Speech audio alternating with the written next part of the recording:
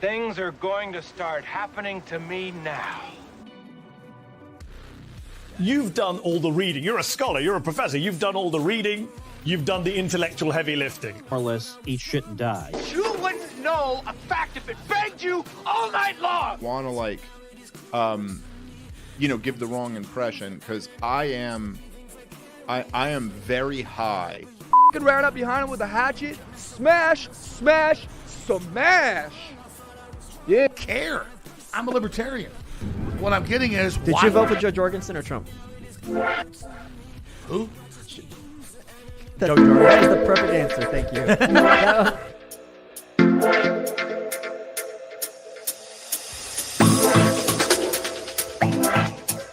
It's Friday. It's the Libertarian Podcast Review, LPR, or just Pod Review, or just, hey, it's Tyler. Tyler's online, and Tyler is glad to be here. Why am I talking in the third person? Am I Ricky Henderson? Maybe. Welcome, everybody. This is episode 41 of the Libertarian Podcast Review. I appreciate you joining me on this Friday afternoon. This one is going to be titled Updates and Debates, or Debates and Masters, or something along the lines of that. We're just going to play some clips. Is there any updates? Possibly. Was I on any recent shows lately? No, but I'm going to just there's two debates that I wanted to play some clips of. One was if the Mises Caucus is a cult. That was on The System is Down with Dan Smotz, or as Dave Smith calls it, Dan Smoltz, John's brother. And that was with Liberty Lockdown, Clint Russell, and then Hodey Johns. That name is hard for me to get through. Whether the Mises Caucus is a cult is kind of stupid premise, but it's kind of like that one where Dave Smith is a white national or something stupid like that they tried to do. No offense to Hodey, if that's your name. Dumb premise. The idea is ridiculous, but we'll go through some of these things. And he seems like a decent enough guy. Say it's something else. It's definitely not a cult. You are a crazy man if you think so, but we're going to play some of that stuff anyway. And then the other one was the Vice Chair debate with the High Cajun. It's a Libertarian Cajun. This dude, I don't know if he smoked, what he did, took a bunch of pills, something during the episode, because we're going to show the gradual decline or incline of him as the thing goes over. And then some other recent things we had here. Glenn Beck recently had Dave Smith. Okay, had Dave Smith on his show called Glenn Beck TV. It's not Glenn's podcast, which he does every week. It's not his radio show, which he does every day. It's a Glenn Beck TV show, kind of like what he used to do on CNN. And he brought Dave in. It was a few Fridays ago. Dave was there for the Mises Caucus thing in Texas, and he had him on the show. And it was about a 30-minute interview, and it was fantastic. And I posted the whole entire thing, stolen. But I don't believe in IP. So I put it on the Odyssey channel because it'll probably get taken down on the YouTube. So I posted it over there. Go over there. I didn't do any commentary. I just did my open and my close at the end, and the full thing there, about 27 some minutes. Dave, I'd love to play some clips of it and talk about it. Dave hits some things like the progressive era, which is near and dear to Glenn's heart. He talks about the Bill of Rights, which, I mean, at one point Dave said, Glenn says, I could give you a hug. They talk about a few things you might not understand that Glenn's part of, because I don't think he's really the conservative thing. And I think Dave comes off very impressive. And I encourage you to go watch it in its full. It's definitely worth it. So go check that out. Some other ones. David Brady Jr. was on with Reed Coverdale. I really enjoyed that one. Gave me a smile to see that he was on that Reed's platforming him and not me. But it was a good show. David is impressive. Dave Smith was just on Reed Coverdale's show this week as well. And if you want to continue the Glenn Beck, Dave Smith thing, Glenn Beck was on with Matt Kibbe. Haven't totally checked that one out. Like I said, I was on Fact Check This podcast recently, Porcupine with Adam Nutter, Year Zero with Tommy Salmons, Outlaw Podcast with Chumley Radner and Layton, and then Fact Check This one again, talking about the internet with No Way, Jose, and Magoo, and of course Justin Campbell. There we are. We talked about that was my stuff last time. Okay, so let's go right to it. The system is down. We're going to play some of these clips here. I'm going to have to share it, and I have not done it like I normally do, where I put everything up and into So you may hear some things like that going on while I try to gather it up. It's not going to be as quick. I'm a little disappointed on it. But here's the open with Hodey Johns and kind of his premise. Try to get right through these as quick as possible. His premise, which is the Mises Caucus, is a cult. Okay, take it away, Hodey Johns. Come on, that means it's coming. I mean, you can keep talking until the bell rings, but it's about to happen, and you've been warned. That and by the way, as always, I do this about 1.25. So speed it up just a tad bit. Now, let's start with Clint. And Hodey is the one who made the accusation about the Mises Caucus being a cult. That is the topic of discussion for anybody that hasn't seen, the title of the episode or anything. Clint, you are a part of the Mises Caucus, and I know that you probably have not that much to say here in your opening argument. So feel free to give your first thoughts. Thank you, Dan. I'll be brief. The Mises Caucus is not a cult. I yield my time. Thank you. All right. Now, moving on to Hodey John. That is the only thing we had planned. We didn't collude or anything in these things. Clint just said, I don't really have an opening statement. So no, I don't. This is I'm on the defense here, so I have to hear the accusations first. Right. Yeah. Hodey, you raised some concerns around the Mises Caucus, and you made a post that raised some controversy. You've done one other debate, and for the people that haven't seen those things or have missed it, give a little bit of background on you and why you've come to what your stance is on the Mises Caucus and opening statements, I suppose.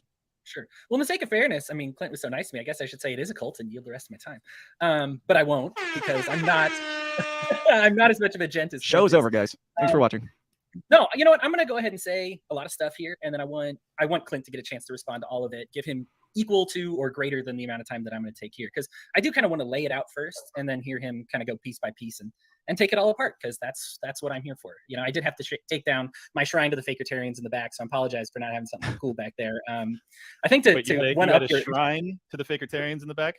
Yeah, well, you know, I had to take it down, but after Dan's intro, I feel like I need to put it back up and get John Hudak over here so I can make out with him for 20 minutes. I think that's the only way I'm going to be able to balance the. That would prove definitively that the Mises Caucus is a cult. That's right. And I am absolutely not in a cult. You know, you're having sex with Fakertarians on cam. Okay.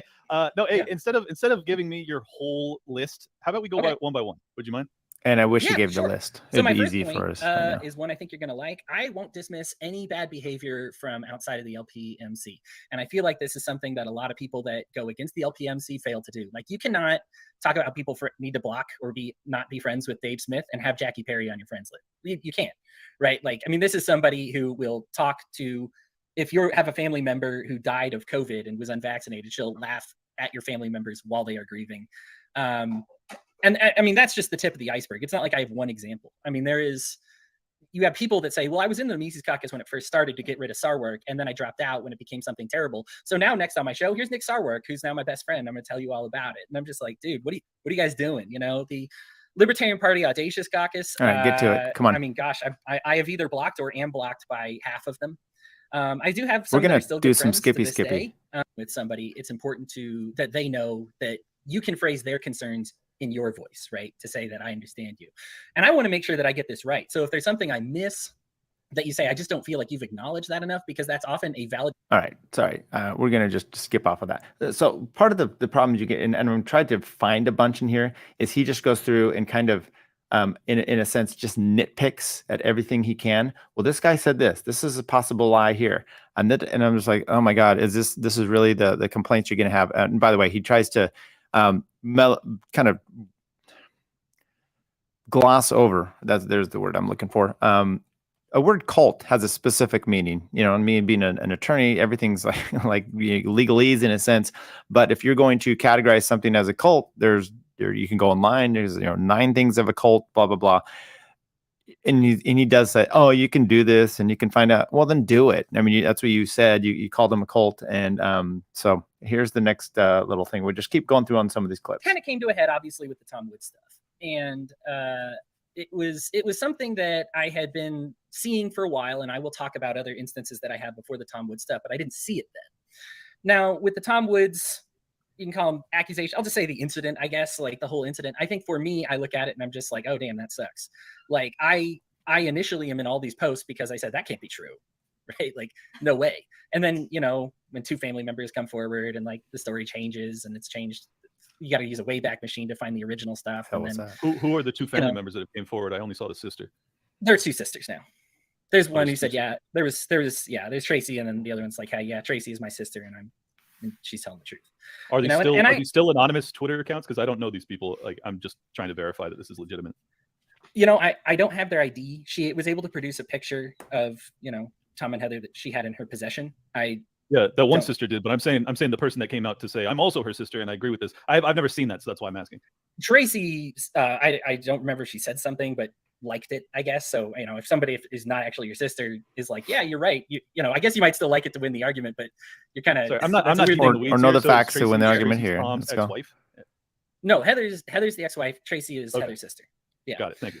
Yeah, so like for me, like all this comes forward, and I initially am like, no way, like it occurred in a really random post. It wasn't even an original post. It was Alec, and this is somebody who's always hated the Mises Caucus, and so I'm just kind of like, whatever. When it comes up, that's what it is. Now, I'm not saying that everybody has to say that this is conclusive enough evidence. That's not my point here, because I actually changed my mind a lot on this when I listened to you guys talk about it on the show, because you had a very consistent opinion, which was if he did this, then that sucks. And it's valid to talk about it. In fact, you were very critical of the people who took down the post or, didn't want to talk about it. Like a cult. Were detracting from it. And it was one of the things that helped me say, like, I could have been wrong about this cult thing, because obviously you have no problem talking about it when my experience up to that point, before hearing you guys talk about it, was this person's fat, this person's a loser, this person hasn't accomplished anything, ignore them, this can't be true, none of this is true, Tracy. Okay, I don't know if he's talking about himself or the person, but okay. He's a Ukrainian bot, and I'm just like, okay, like, but there is some point where I got to be like, I got to open my eyes, and for me, I was looking at a lot of this and I was like, now it's convincing for me, but it's okay if it's not convincing for you, but don't pretend that you don't care. And don't pretend that it's okay, right? Like, I think you guys even said on the show, like, call him a pedo, throw him in the wood chipper, right? If it ends up being true. And I was like, you know what? Like, that's kind of what I've been waiting for, because my experience up to this, including that post, you'll find I had a couple of posts about it, but you'll find some people who say simultaneously, I don't care.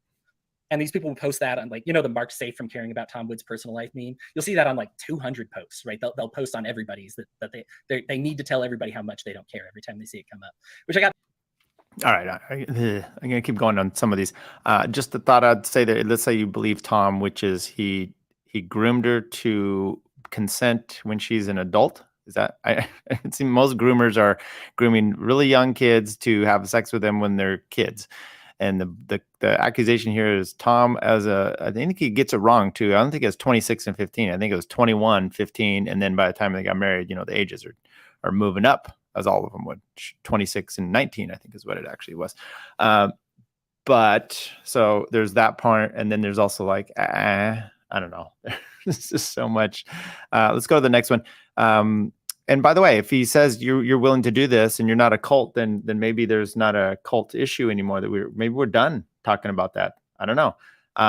Or the other question really comes into it is, I don't know. It's just keep going, Hodey. And maybe you can shed some light on how it's not, how it maybe makes sense of it. So, one of the people that commented, because I told the story about my friend, he had trans friends. I was at his wedding, gay friends, and that's fine, right? Like, I mean, even if he didn't, whatever, he's a person. He had those friends, a few years ago, and I was at his wedding. It was great. And now today he's kind of gotten to this place where he's like, well, I don't, believe like gay or trans people would exist unless they were indoctrinated.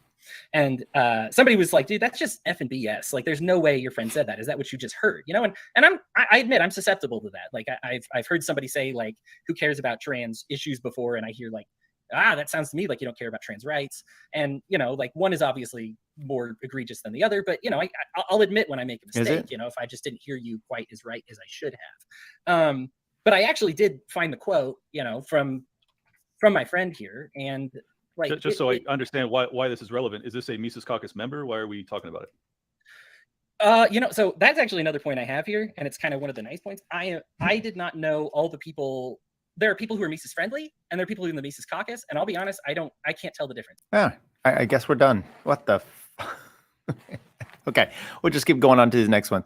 By the way, I tried to find it here, but it's a little bit difficult to find all the clips in a 2.5 hour show, which is his continual. He gets real worked up over lying So he blames he has a lot of accusations of people. Oh, this person lied about this and lied about this, and it's like maybe a misunderstanding, or he talks about Heist lied about that, and that's why I'm not part of this. Well, I don't know if he lied so much as just maybe there's some misunderstandings, and even so, it's there's in law we have issues. Like just signed a marital settlement agreement with had client do that, and we had to make some changes and going back and forth. Some changes are material and some are not. In other words, sometimes it's just like editing. Sometimes you're like, making a few little factual changes, things here and there. But is it material to the whole entire agreement, make to do these things? These are not material lies but he's really fixated on that. And look, if you want to make the accusation, which I don't believe it is, first of all, who's the cult leader? There was never discussed, I guess. Is it Tom? Is it Dave? Is it Scott? And then what? And then, then have some logical, and maybe don't give, and if you're making concessions along the way, then maybe you were completely wrong the first time. Okay, let's just go to the next one here. I don't know what this one is. This gets more into like points of agreement. Like I think there's a lot of tossing out. What the fuck are we playing this for? Even if all this Tom Wood stuff ends up being true, if he didn't know it was wrong at the time or felt justified at the time and has learned better, welcome. We all whatever, and I didn't unfriend this friend because I know them. They weren't being usually my. I just want to comment about that too. You've learned from is it? I mean, do you think Tom is out there regretting that he had that he got to know her when she was young, waited till she, according to him, waited till she was 19. They got married. They had 5 kids. I mean, I've been through a divorce. I don't regret having the kids. You may regret that you've had to go through, with that person and you're getting divorced, but I don't know. Is that the egregious thing? I don't know.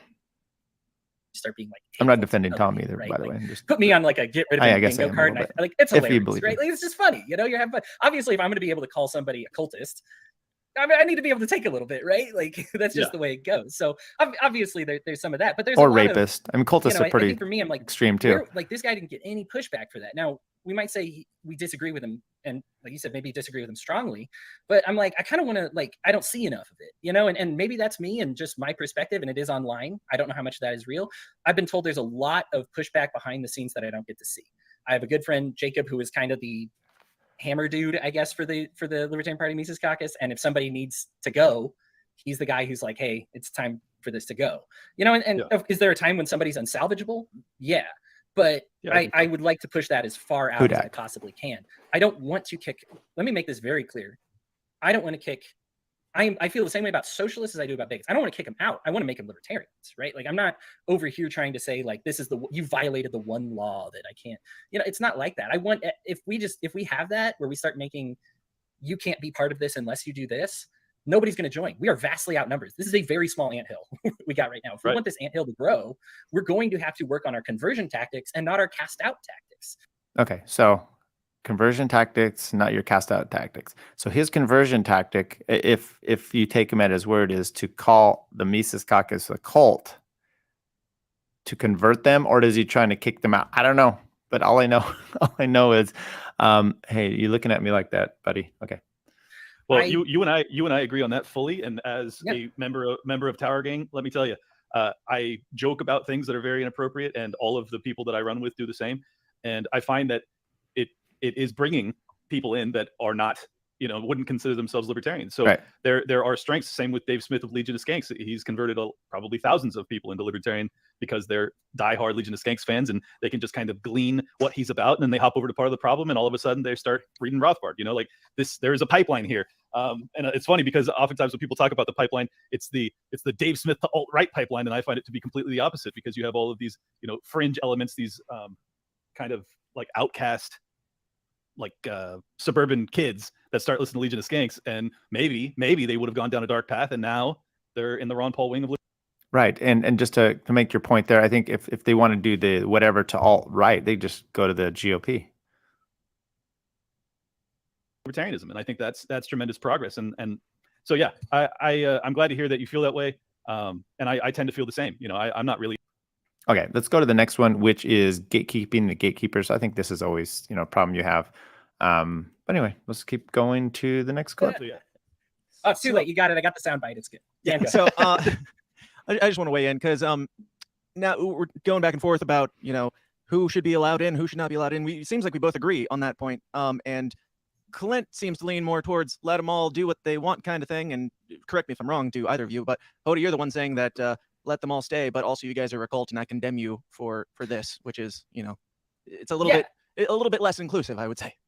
Yes. Let me ask a question that kind of answers this. And I want a genuine answer because I don't know. What do you do when you have these people that come in and they say, well, here's the thing, I'm here, but it's got to be closed borders or we got to be anti-trans. Like I will never call somebody we got to make sure, no transitioning is happening here. Isn't that kind of like what the parties are doing anyway? You got to have abortion. It's got to be okay. Got to have open borders. You got to, celebrate sex workers. Or I want to make sure that they have some fundamentally unlibertarian thing, right? Like I am fine with recruiting people from the Bernie rallies, and Dan, I know you've seen plenty of this with Spike and Vermin, right? Like sure. Recruit people from the Bernie rallies, but then get them to see how government healthcare sucks, right? Like, I think for me, what I want to see is the process of being like, hey, here's why government borders sucks. Like, I'm going to take somebody who might be closed borders, witness to them, absolutely, and be like, you know what?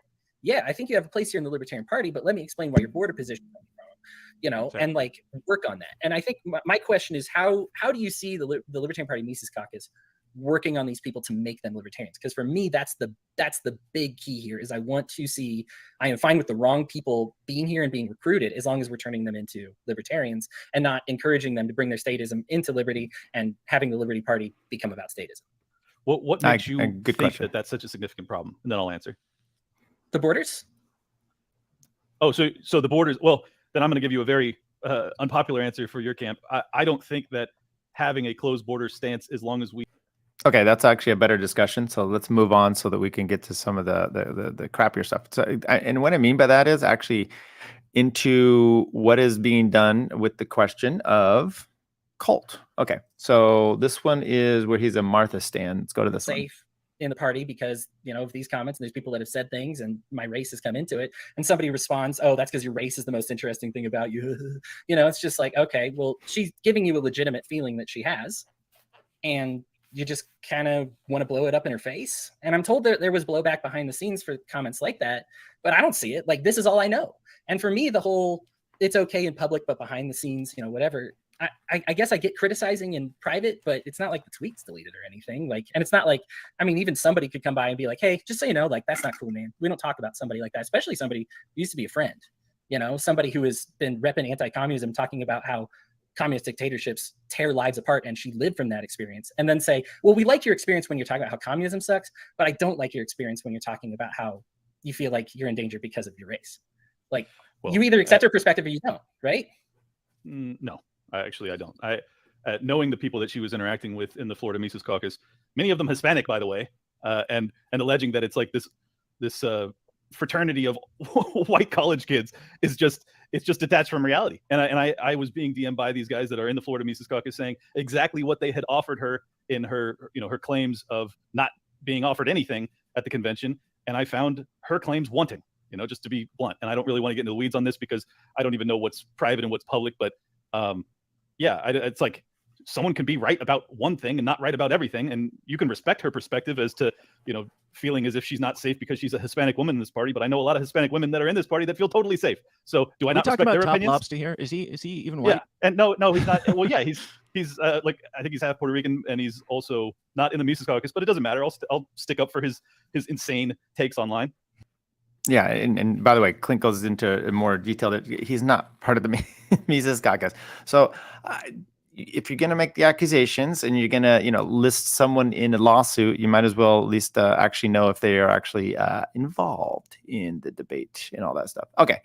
Next one here, belittling accomplishments. And I started to get the sense here because he was bringing these things up. It's personal stuff. And it's petty stuff, and he's taken it to be with everything. I don't interact. I posted a joke here, and I'll play it in a little bit. And then whatever. Let's just play it. Dick measuring contest. Like, look how many people I brought in. Look how big my podcast is. Look how many high lifetime achievement awards I have. And like, right, okay, so fine. Like, you know, oh, look at you, weak bitch pussy. You can't handle like my criticisms because I've done all these great things, and you're down here on the ground. Like, well, you know what? They don't ever bring up the work I did with the prisons, and that was published in the LP newsletter, right? I'm just I must be a loser, you know. Was that online newsletter?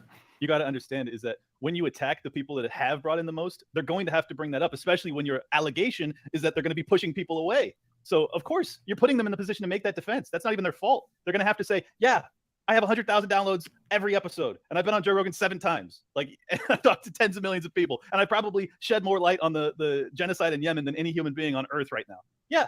I like that is a natural response from someone who is actually making a difference in the world. For them to be accused of something like this, they're going to defend themselves. So I don't think they would have ever said that out of the blue. So you said actually making a difference, right? So the work in the prisons, that's not an actual difference, right? You know what I'm saying, man? I'm saying on a grand scale, a macro scale, he's actually making a big difference with the party. Your work could be great. I don't know anything about it, and I commend you if you've made any reforms in the prisons. We desperately need it, but I'm talking macro. Yeah, I mean, for me, yeah. As far as is my platform as big as his? Do I reach as many people as his? No. Do any of his listeners either? No. Right? Like, I mean, at some point you just got to like turn this around. Just be like, look, there's a lot of people who haven't done the work, the amazing work that Dave Smith has done, right? And I'm not going to again. I want to stick to this first part here because one of the biggest issues that I see is people want to toss out everything they learned from Dave Smith because they want you to toss it out because you learned it from Dave Smith. All right, we're gonna go to the next one. Belittling. He just it was a little touchy on that one. I just want to believe that. I mean, if you're only in it to get praise and acknowledgement, then maybe you're not really committed to it, or maybe you don't deserve it. It's like that. I used to have a college professor, and I used to talk about say how he was. I've never met someone so proud of their humility, and that's kind of like what we're talking about here. Anyway, the next one, kind of on the same vein. Like to flex their balls and talk about how manly they are, or talk about how they take care of their families, right? Flexing them nuts, right? You know, they like to. Hodey, I get your point, and I think you're totally right. That like micro matters tremendously. But why were these people saying this to you? I find it extraordinarily hard to believe that people were just going, "Hey, guy that I hardly know, you're not doing enough." Like, why were they saying it to you? That's very weird. You don't think this is? Do you think this is the first time it's come up? The littleness that I've done. This has been reiterated over and over. I wasn't even. Who's bringing it up? I didn't even bring it up just now. Who's bringing it up to you? Well, I mean, I think the littleness of anybody that is not, you know, supporting the LPMC has been kind of a theme, right, for many years now, right? Like, if you're not, but the littleness that they're referring to is in terms of actually converting non-believers, you know, to bring it back to the cult language, and I think that they're right that we have dropped the ball terribly over the past decade. When we had the most fertile ground to be converting people, we didn't do it. And we tried to go the leftist route of being the most tolerant, most woke party, and it fucking was a catastrophe because they already have that. It's the Democrat Party, and they're awful. But is it tolerant or woke when you're not calling out the COVID regime? Aren't the people who suffered the worst some of the people that the Democrats pretend to love the most? Right? Yes, like that's we did, but they didn't call out the COVID regime adequately either. Right? Who's he complaining? I thought this was about the Mises Caucus. Because if we're going to talk about that, the LNC sucks. Okay, then we're done. So two more clips here. And remember this, the premise is the Mises Caucus is a cult. So let's see if he finally gets to that. Jump to an ad break here. Yeah, I just wanted to say that, you know, you said that people calling us Nazis are making a very specific accusation, and that's not okay, and you wouldn't support that. But you're making a very specific accusation and calling us a cult. And once again, I find your argumentation disingenuous, basically. You know, if you're going to make that accusation, it has to be more than I see some things online that I don't like. Right. You know, there has I have spoken out multiple times personally publicly against disagreements I've had with Dave. So like that's not cult-like behavior, and I don't think anyone has done more to get my show off the ground than Dave. So it's just, in my experience, I flatly don't see it. I do not see cult-like behavior. I completely grant you that there is going to be, you know, Dan referred to it as hero worship. I would say it's more along the lines, in my estimation, of basing your current assessment off of track record. You have scumbags that hate all of us that come out of nowhere while grooming is in the news cycle, and then they all of a sudden have this entire hit piece ready to go against Tom, and it has to do with grooming. And I'm like, well, maybe it's legitimate, maybe, but guess what? I'm going to give the benefit of the doubt to the guy who doesn't think I'm a piece of shit just because I'm the Mises Caucus, you know? Like, that's just human nature. And I think that any like reasonable person that doesn't have all of the information is going to say, I'm going to wait to see, you know? And a lot of people are like, well, why aren't you coming out and saying something against Tom? It's like, because I don't fucking know. It's very simple. If I knew, I would have a much different opinion on this, but I don't. And that was what I did a whole thread on, was just like pleading with people to have patience in all this. It's like, this accusation is very severe. You know, he's had a very respectable, long career, and I think he's earned that. I think anybody that's done that has earned that. We're done with that one. We'll finish out in the close. Look, I think what Hodey has ended up doing here is brought about a bunch of jaywalking violations, but the accusation is murder. So you're not going to get enough of these to even semblance some sort of a case. But here's his close, and Hodey. Freedom of association. You know what? I have my own stuff going on. Find me on Enemy of My Enemy. Find me on the Real Libertarians Network. Enemy of My Enemy is the name of my podcast on that network. What we do is we actually bring a left, right, and center libertarian voice to the topics of the day, and we talk about them from left, right, and center libertarian views. I can always appreciate a good conversation and people that are willing to engage in it. I will admit I lost more than a little sleep on this last night because I've seen Clint in other forms, and I was scared I was going to get that Clint, and I was very happy. I should have been worried, but you know, I just wanted to say how much I appreciate you both for having this conversation with me. And I hope everybody takes the commission that I said. If you look in the mirror and you say there's no problem, great. That's it. You won't hear anything further from me. My new identity is not the LPMC guy. I also do not, I really am not seeking out these debates because I don't want to be that guy. I'm a pro-liberty guy. I'm not an anti-LPMC guy. I'm not even an anti-government guy. I'm anti-government only because I'm pro-liberty, right? Like, get the F out of my way and let me do my stuff. If the LPMC is a cult and you're not an anti-LPMC guy, and I don't want to be that guy. I'm not trying to create a new cult. Right. Seriously, think for yourselves, people. Thanks so much, guys. Appreciate it, Clint. Final words, Dan, have some fun. For sure. And Hodey, are you cool with people reaching out to you if they have questions? Because I know there are some questions in the chat that we didn't get to, and I want to make sure that the conversation is had, because it clearly needs to be had. There's a lot of confusion, a lot of misconceptions on all sides, so I think it's important. But Clint, yeah. Oh, go. Sorry. Yes. Oh yeah. Reach out to me at the Hodeman on Twitter. I'm at the Hodeman. I do now. Here's the thing. My main public persona. I write about video games for a living. I do use my real name, and so you will see a lot of me writing about video game stuff. Sure. I also talk about politics on the same thing because that's who I am, and both parts are part of my character. You also find some barbecue stuff. But yeah, feel free to talk me up publicly, privately, whatever you want to do. At the Hodeman on Twitter. I'm Hodey Johns on Facebook. I am not really anywhere else. Right on. Cool, man. Clint, go ahead. Final thoughts and any and all plugs. Anything you want to say? Yeah, final thoughts. I probably will not be doing any more of these style of debates. Good. The reason I was willing to do it with Hodey is because I think that his priorities are in alignment with mine. I agree. And I had a lot of people that wanted me to tear your head off, Hodey, and I don't think that's merited when you do see the bigger issues. You know, the people that really prioritize, expunging racism from our hearts and minds are the people that I have no interest in, giving respect to, because I think it's just an absurdity and it's an impossibility, and I don't respect those people enough to even let them really get their points across to me, because it's so fucking stupid. So take that as a compliment. I think that you are more in alignment with me politically than most of our detractors, and ultimately I honestly envision you being in the Mises Caucus at some point in the future, because I think you'll realize that that if you that's where Clint lost me, bringing him into the Mises Caucus. He had one. I did a little tweet here, so let's actually show this and play this with some volume here. What did I say? Let's actually say it. Watch the debate about whether Mecox are a cult or not. And what I gleaned was Hodey has spent time making sure prisoners aren't telling lies. After we watch to clarify, also trans are dumb is a harsh take. I'll explain my first one here, but let's play. People should be libertarians. Right, it'd be dumb for them to be anything except libertarians. Right, trans people should be libertarians. Right. So what he's basically saying there is, since we know trans people are not libertarians, trans people should be libertarians. Shut up. He needs to stop here.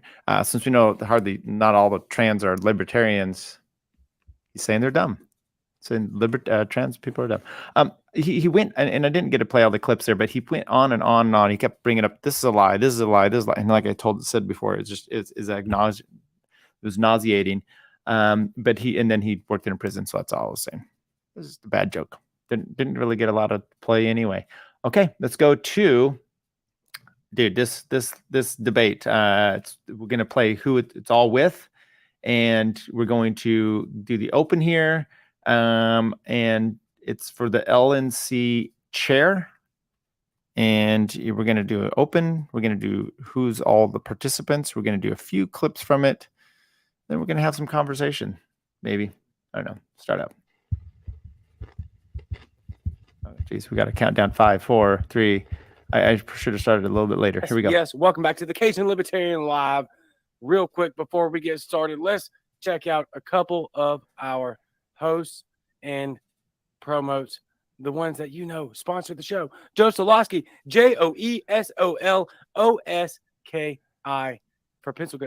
for Pennsylvania governor. The key to Pennsylvania success and the key to Joe Solosky. All right, we went too far. We'll start this way. Okay, here we go. The table so far. I know that a lot of people are going to comment and say that there are other candidates, multiple candidates that are going to be diving into this. Doesn't matter. We have the 3 that have put their names in the hats right now. Top 3 ready to roll, ready to debate. The ones that have put their names into the hat and are ready to make their case. So let's go ahead and bring them on. We got Joshua Smith. What's going on, man? Thank you so much for having me. Appreciate you. Yeah, thank you for being on the show, bro. Of course. Thank you very much. Joe, how are you? Good. Good evening. Very good. Thank you for coming on. Eric, you are awesome. Thank you, my friend. Thank you for coming on. How are you? Thank you for doing this. This is awesome. Yeah, I appreciate it. It is a little bit of work. Got a lot of background work done from people that a lot of you are never going to hear of, and that makes me sad because I can't take a lot of credit for any of these debates.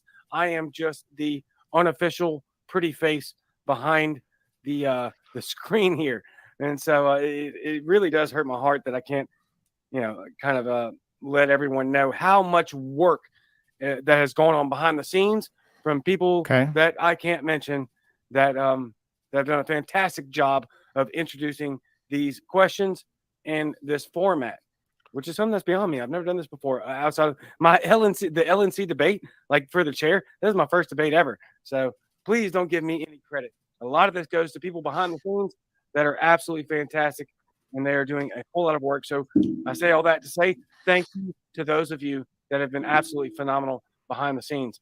So what we're going to go ahead and do is we're just going to jump right into it. I am going to divvy these questions up in order, non-specifically.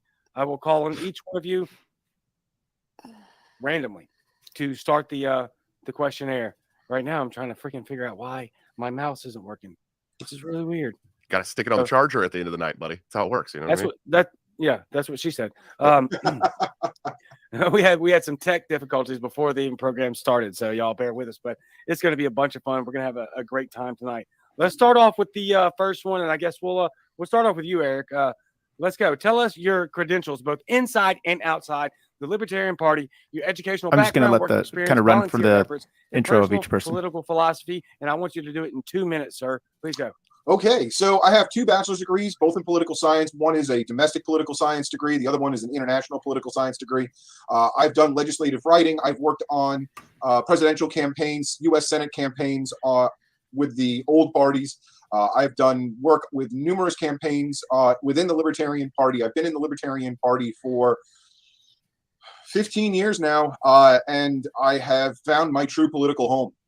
I've done work with various NPOs and NGOs. I've done lots of fundraising. I've done a lot of grant writing, pretty much up and down the entire political spectrum.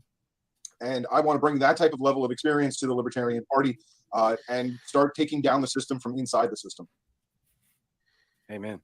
That was not 2 minutes, but that works. Thank you, Eric. That fantastic. Josh, you're up, man. Oh, awesome, man. Go ahead. Yeah, no. So look, I don't have a crazy collegiate background or anything like that. I'm just a blue collar working class man who sometime after getting up. All right, Josh wins.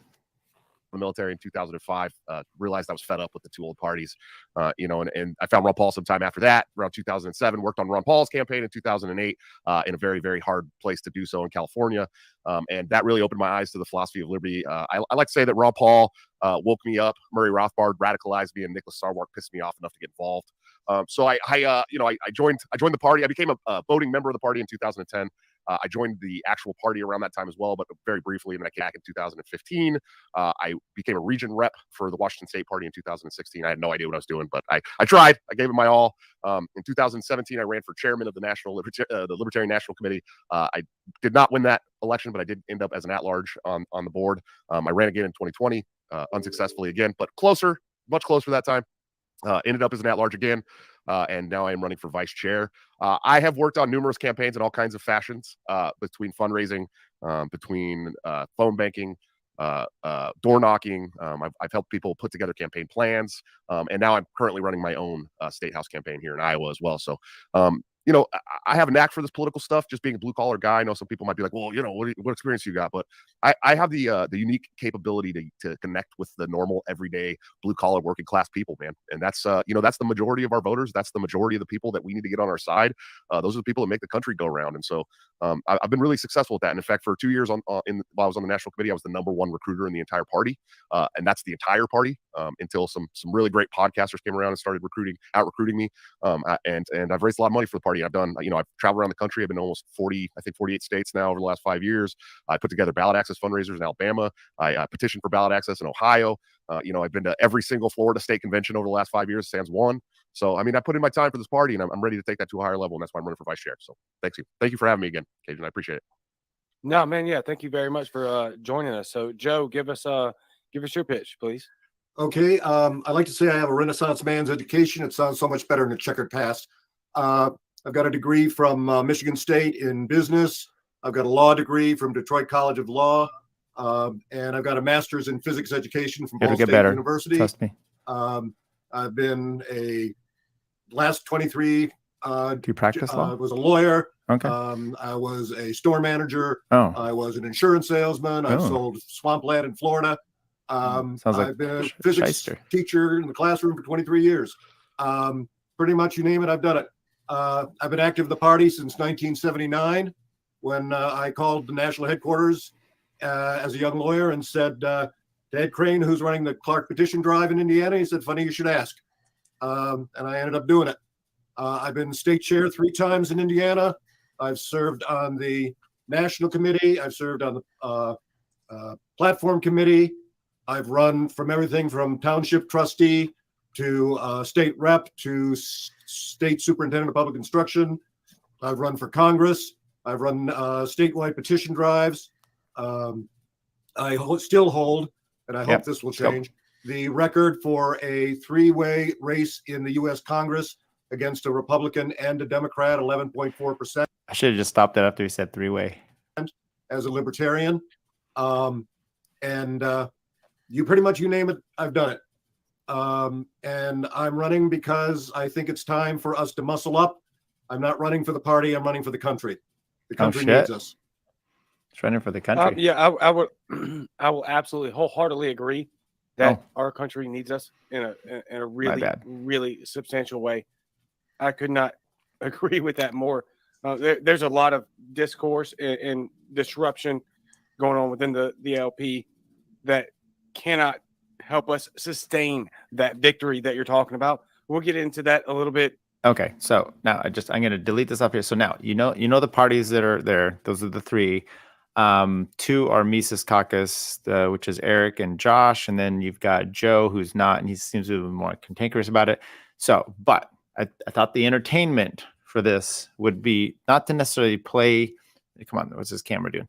Not necessarily play you the debate topics or that, but to play the Cajun Libertarian. This dude has 754 subscribers. He's got a ton of videos up there. So he said it's his first debate, but he's skilled behind the mic. And so that's what we're doing. We're going to just show off him a little bit. So let's take it away with the next clip. Hopefully this is the one. Yep, there we go. And take it away, Cajun. I'm not into titles. I'm into getting the job done. That's why. Okay. Yep, I appreciate that. Thank you, Joe. That's excellent. And so I guess I'll go again right in reverse order. We'll go with Josh and then Eric. But why go for the number 2 position if you feel like that you have the number 1 credentials? My personal opinion, all 3 of y'all probably have or at least think that you have credentials for the number one. So why go for the number two? Josh, we'll go with you next. Sure. Well, if you've been historically following me, you know that I've ran for chair twice. I think I do have what it takes to be the chair. But I was actually announced for chair initially, some way back when. It's been a while now. I actually announced that I was running for chair, and when I saw someone that I respect and really think would be a great head for this party and probably less divisive than me at the top of the party, Angela McArdle announced, I decided to drop out. There you go. So that's Josh on that. So we're going to play a little bit of his stuff. And it gets a little contentious at the end when they're able to ask each other some questions. Maybe we'll get over that. Next one here. Should he become chair and I become vice chair? So I think I'll really be good in this role, and that's why I'm running for it. Otherwise, I wouldn't. No, yeah, that's a great answer. Actually, we're going to revisit some of that later. Not that it has anything to do with your answer just now, because it doesn't. We just have scripted questions, and, Sure. and some of that information that you just From behind the scenes. Detailed and laid out for us. Yeah, that's going to be kind of revisited later, but it's going to be good information Spoiler. for everyone to It's hear. like So, you're Eric, same question. giving to him you, the my answers there, friend. buddy. Why the vice chair position? Easy pickings, or what's the reason for vice? And Eric, you need to get a better mic. Otherwise, I'd play maybe a little bit more in there. I don't understand. Josh wins simply for his mic alone. He actually got a mic and he has a good background. He knows what he's doing. And they talk about media and stuff, and Josh knocks out of the park for that. I don't know what this one's about. Let's play the next clip. I will say, if I may, please, all three of you have delivered exceptional answers to that. Wow. What I thought was a very Grading them right spicy there. question. And so I Spicy. really appreciate all three of you's answers on that, because at the end of the day, nobody wants to be second place, or at least maybe I'm self-projecting, right? I don't want to be second place. I want to be first place. And so it's very tough content in question subject when it comes to why are we choosing to be quote unquote 1.25 speed. But let's be real about it. It's not really second place, is it? It's a matter of we're establishing a foundation and a ground of how we want to move the country forward. And with that comes responsibility of placing people in our lives that we can collectively do that together. And so it's not really second place. I just wanted to reiterate that, because I don't want this to become a feeling of, well, why didn't you run for chair, or why didn't you go for first place? Even though it's a valid question, it's not something that we should place high priority on, because we all need to fulfill our duties and roles in this movement that is so crucial into what's happening in our country right now, in the way we can move liberty forward one individual at a time. So that brings me to my next question. What is your parliamentary experience as a president officer? At the 2020 Orlando convention, the chair walked away from their position, leaving it to the vice chair to shoulder the burden themselves all weekend long. So we got about 90 seconds here. We'll lead off with Josh, because you've been the second man so far. So Again, here's the question. What is your parliamentary experience as a presiding officer? At the 2020 Orlando convention, the chair walked away from their position, leaving it to the vice chair to shoulder the burden himself all weekend long. Well, first of all, I want to give a huge shout out to Alex Merced. He's become one of my very, very, very best friends over the last 5 or 6 years. In fact, Alex was my vice chair pick in 2018, and we ran together on a ticket. And I lost, and he won, and I supported the hell out of him for my at-large position. I love Alex. He's literally the best guy in the party. It was very, very sad that he had to shoulder that weight, but he handled it like an absolute madman, and I'm very proud of the work he did. Like I said, I've been studying Robert's rules for the last 5, 6 years. In anticipation of becoming the chair of the party. I'd venture to say that on the board, I'm one of the best, probably not the best. I definitely wasn't the best when Karen Ann Harlos was still there. I got to prove it one time in my campaign in 2018. I showed up to the Oklahoma State Convention, and on 15 minutes notice, they asked me to chair their state convention. So I tightened my tie and walked in. I didn't even get a chance to read the bylaws proposals or. That's studly work there. Okay, let's go to the next one, and it's going to get spicier. I think it's just maybe. Remember, I'm playing at 1.25 speed. That should be enough for you to understand. Down. On top of that, showing up to city Get a council mic. meetings. Get a But, camera. it's a multi-pronged effort at that point. No, that's absolutely fantastic response. Why are Rebuttal, you telling I them guess, that they're fantastic answers? to the question. So, same question to you, Josh, before we move on to our last. This is great. Can you clarify the question one more time? Because I heard two different answers from two different people. So. And the reason this is beautiful is because he asked this question, kind of like, what's your role in your idea of for media? And the guy answered, and then he said, "Oh, you answered the wrong one." And he gave him a completely different answer, or he gave a different answer to the anyway. So then there's confusion between the first two. So Josh, who, by the way, this is why he should be elected, simply because he catches the difference here, which everyone should, but no one else said anything. Joe seems to be kind of behind the bar. Eric is fine, but anyway, let's keep going. Yeah, of course. I just want to make sure, because I was going to come in hot. Like, look, it all started when I was 9 years old. I was on the front page of the Daily Ledger newspaper for being the youngest guy with a paper route. Oh no, please, if you can clarify the question, I appreciate it. No, you could. That's why we have the crap written down, because I am not equipped to handle all of the on-site issues. What's that mean? Neither are either one of us. Who? Yeah, for sure. Let's go back to the original question real quick. And I look to let everybody know, I like the aesthetic pleasure of the sounding paper. So that's why we're here. Anyway, one of the biggest problems we face from leadership in the Libertarian Party is a failure to admit mistakes. I think this is a different question. Yeah, that's the last question. That's the last question. I'm trying to get the media question here. Whatever media question you had, I couldn't tell if it was what media I had been a part of or what I think we needed to do with media. I could answer them both, really. I mean, truly, I could. I'll give you as long as I took Eric. So I'll give you the media question first, and then we'll finish off with the last one. Okay. What experience do you have talking with the media? How much experience do you have doing interviews, television, radio, or print journalists? Give us solid examples that we can look up immediately. Sure. Well, it all started when I was 9 years old. I was on the cover of the front page of the Daily Ledger in my hometown for being the youngest guy with the paper route. No, I've done a lot of media, man. I mean, and yeah, listen to the interview on that one. Okay, so what we're gonna do here is we're gonna play a clip here. So at one point he said, "Hey, you can ask each other some questions." So he did so. He being all of them, and Josh came out against Eric, because I think that's really his competition, if you think about it. And so he came out and he asked him some questions. And I don't know that I am so on. So Leighton had this clip here, and so let's play this clip and see what you think. Next part, you're talking about gun laws. What I said was that how can we have new gun laws if we're not even enforcing the gun laws we have today? This is absolutely ridiculous. It's not what he said. I have the quote on my phone right now. I just want to be clear. I have the phone. Literally, I pulled it from the interview section.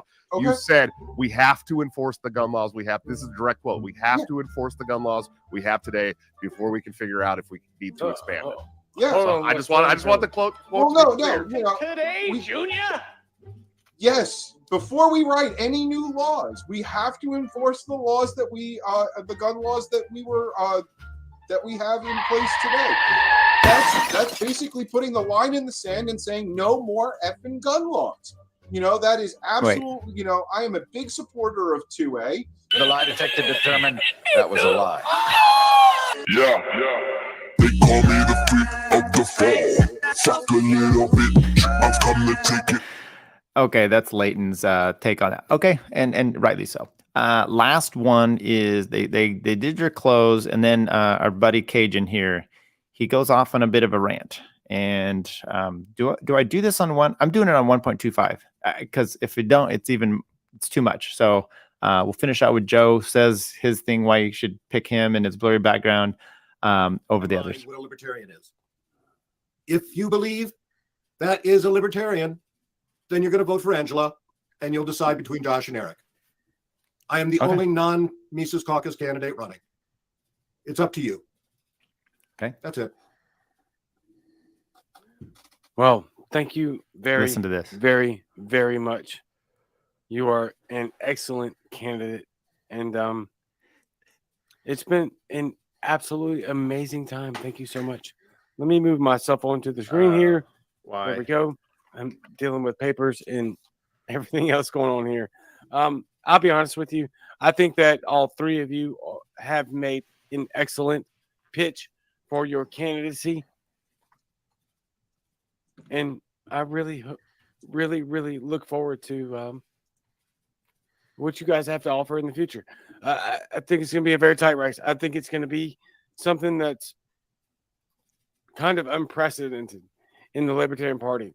And I say that with actual demise, to be honest with you, because if I can be perfectly candid, I think that this dissent and this faction and divide and fracture that is our party and ideological substance, it's problematic. Very much so. Because I honestly think that at the end of the day, if we could come together despite our differences, that would be the most beneficial for the country. If we could look past what we see as quote unquote differences,